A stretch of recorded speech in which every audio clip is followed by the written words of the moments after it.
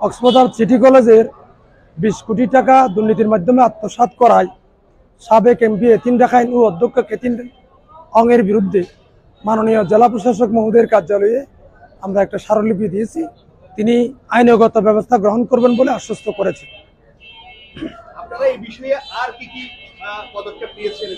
আজকে গভর্নিং বডির অ্যাডহক কমিটির বৈঠক হয়েছে। বৈঠকে অডিট রিপোর্টের প্রতিবেদনের ভিত্তিতে মাননীয় সভাপতি প্রিন্সিপাল মহোদয়কে 10 কার্য দিবসের মধ্যে দুর্নীতির বিরুদ্ধে কারণ দর্শানোর নোটিশ দিয়েছে।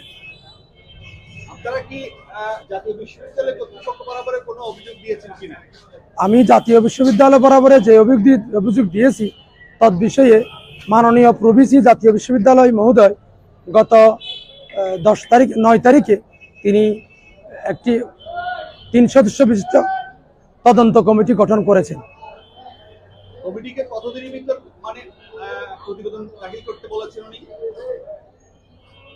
মাননীয় প্রভিসি বলেছেন 15 কর্মদিবসের মধ্যে ডক্টর জাফর আলী সাহেবের নেতৃত্বে গঠিত কমিটি তদন্ত রিপোর্ট দাখিল করবেন।